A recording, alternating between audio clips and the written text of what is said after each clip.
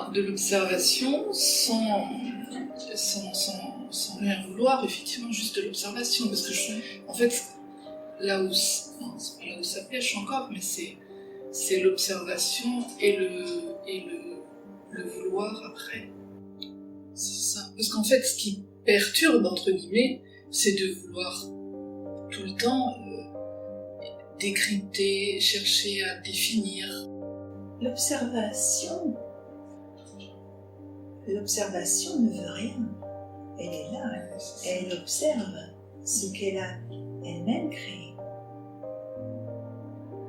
Elle ne veut rien, elle n'a pas d'opinion, il n'y a pas de vouloir, il n'y a pas de pensée, il n'y a pas d'interprétation, il y a juste ce qui est et ce qui se déroule en son sein.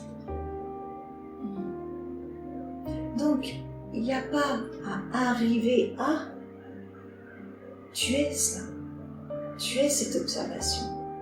Alors au départ, il y a encore un observateur qui va penser à observer.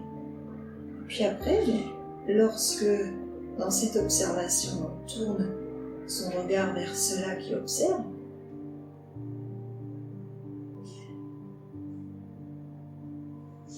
le qui suis-je, ou qui regarde, ou qui perçoit, amène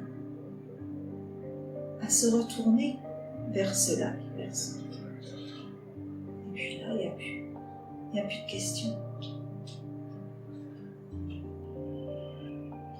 Ce qui est vraiment important, c'est d'habiter l'instant. D'être vraiment là, dans ce que tu vis à l'instant, dans ce qui est vécu à l'instant. Et à ce moment-là, d'être dans cette perception, dans cela qui perçoit.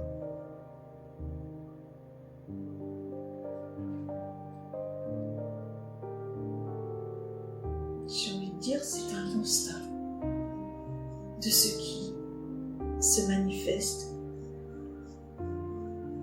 à ce moment-là. Et lorsque tu habites l'instant, juste cet instant-là, juste cette présence-là, il n'y a pas de surenchère sur ce qui est vécu. Il n'y a pas, ça devrait être comme ci, celui-ci devrait être comme ça, la situation ne me convient pas comme elle est. Il y a vraiment cet accueil qui se fait, mais il n'y a personne pour accueillir. Ça s'accueille.